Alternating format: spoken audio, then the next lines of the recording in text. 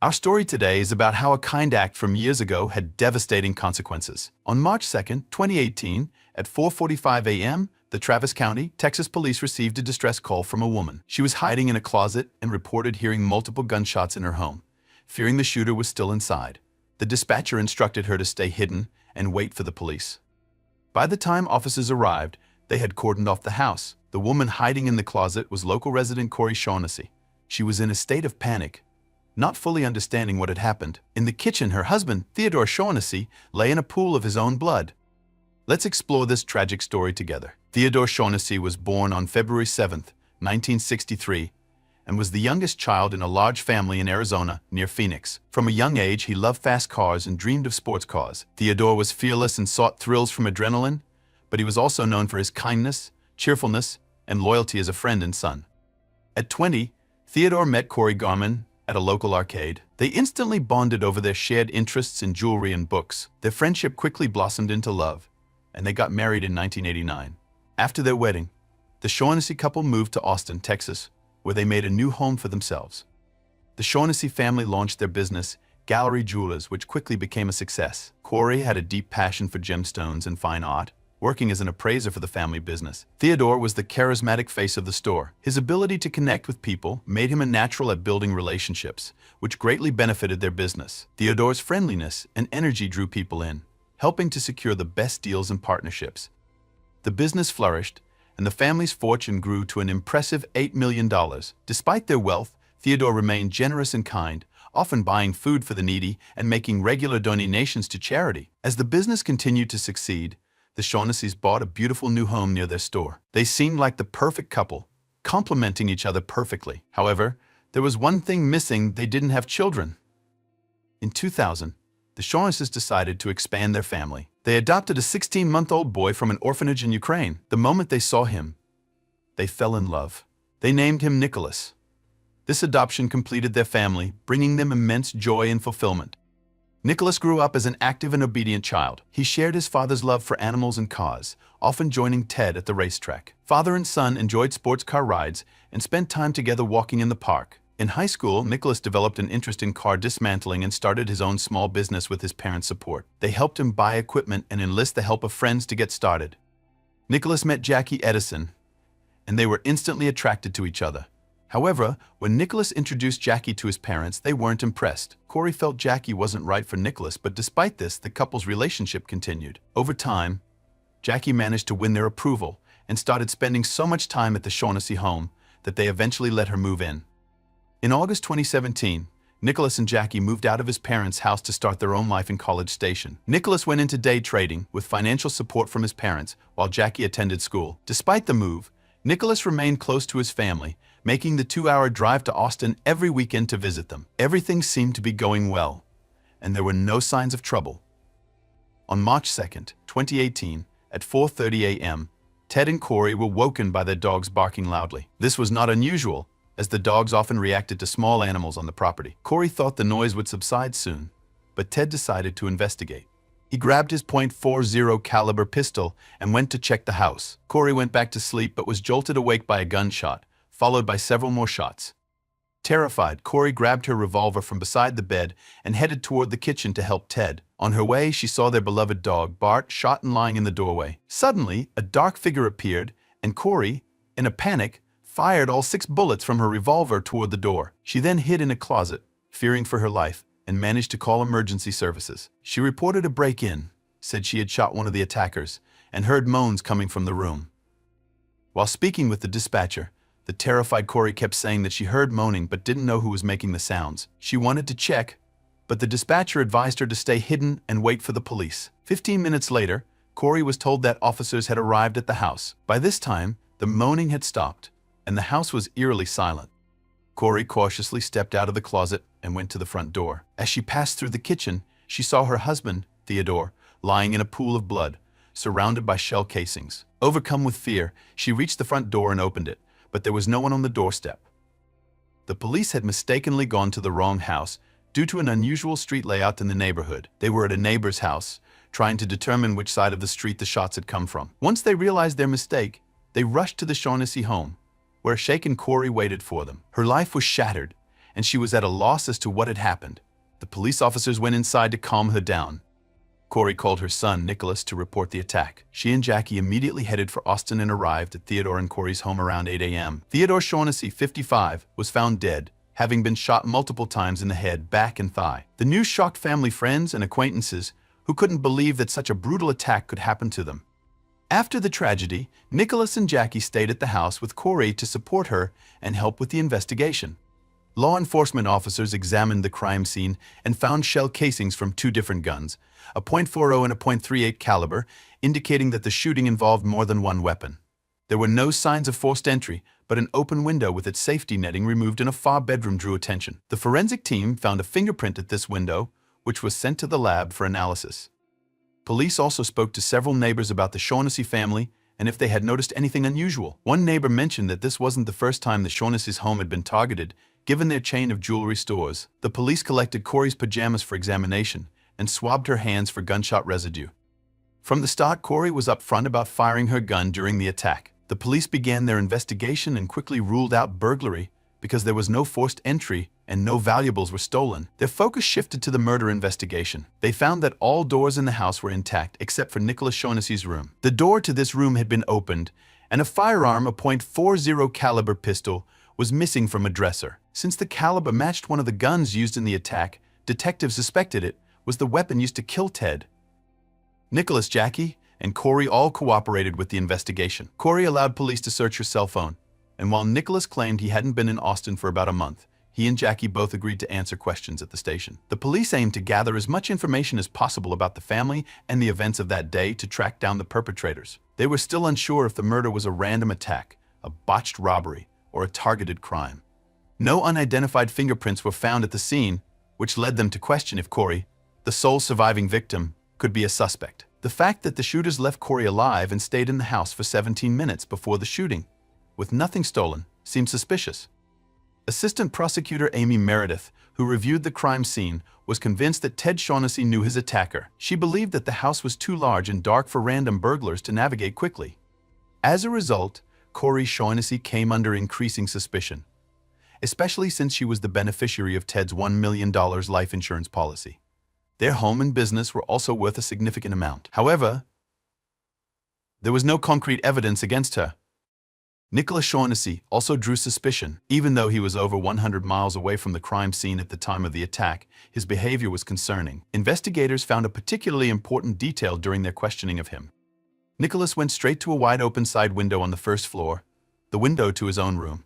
He specifically checked this window, which wasn't visible from the front of the house, and it turned out to be the exact entry point used by the criminals. At that point, Nicholas had no information from the investigators about the entry point, so it was puzzling how he knew where the criminals had entered if he wasn't involved.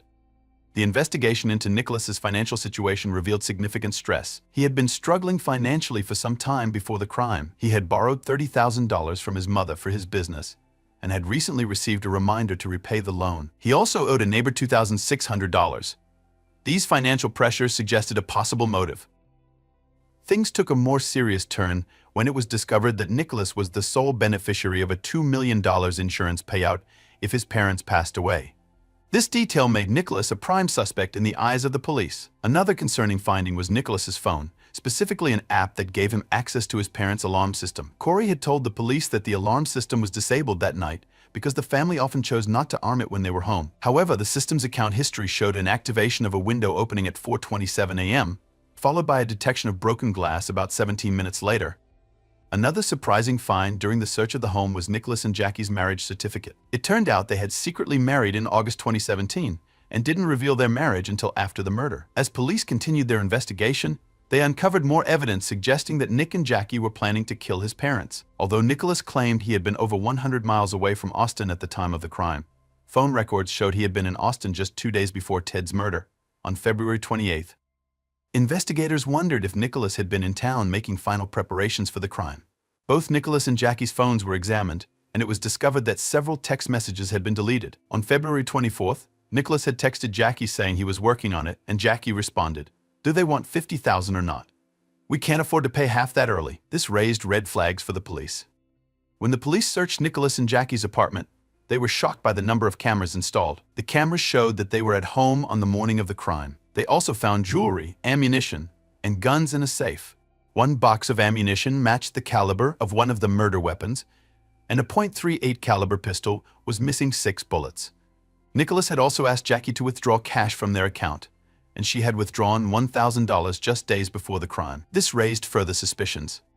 Investigators contacted Spencer Patterson, a high school friend who had officiated Nicholas and Jackie's wedding. Although it was challenging to reach him, the information he provided was crucial. A fingerprint found on the window in Nicholas's bedroom, which was a dead end as it belonged to the window installer, was irrelevant. However, police learned that Nicholas had used that window to sneak in and out of the house when he lived there, and Spencer was aware of this. Spencer's home, car, and cell phone were searched.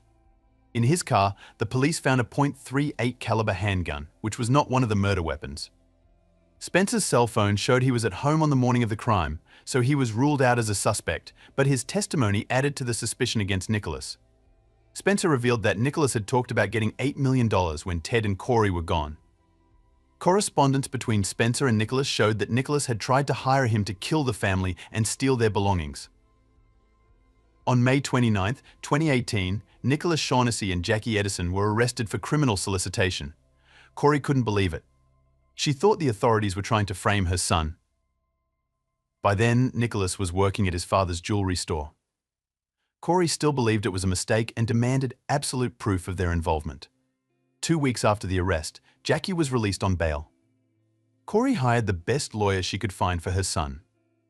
In an interview, Corey Shaughnessy said, "You could have told me that aliens landed in the front yard, and I would have believed that rather than believe that Nicholas and Jackie were planning to kill us."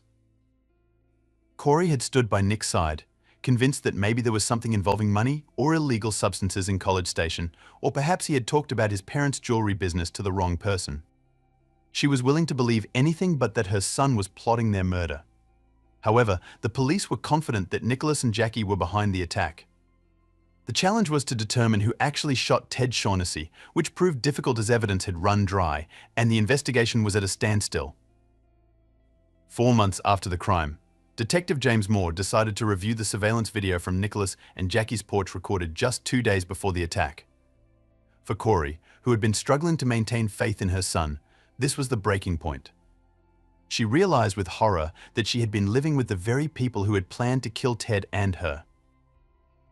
The surveillance footage from the front porch was a major breakthrough. It showed Nicholas Shaughnessy greeting 2 men at the front door, one wearing a green t-shirt with Anderson on it. Detectives quickly identified the man as Cameron Bosk from the Anderson Window Company. Although Cameron wasn't home that day, his wife provided crucial information. She revealed that a few months earlier, a man named Johnny Leon had asked Cameron to commit murder for money, but Cameron had turned him down. The police ruled Cameron out as a suspect, but were now closer to unraveling the mystery.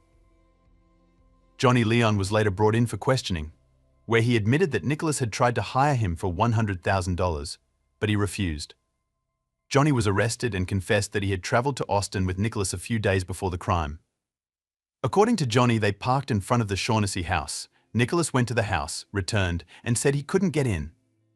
Johnny claimed he had no involvement in the crime. However, his cell phone records showed he was in Austin on the morning of the crime.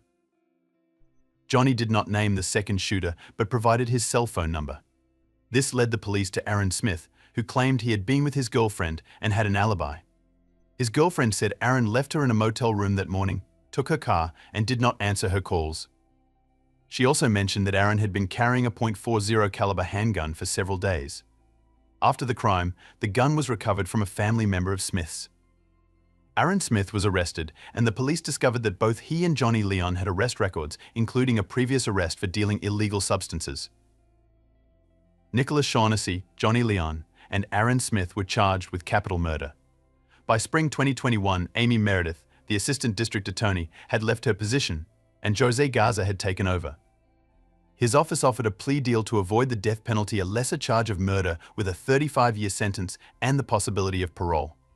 Both Leon and Smith accepted the deal.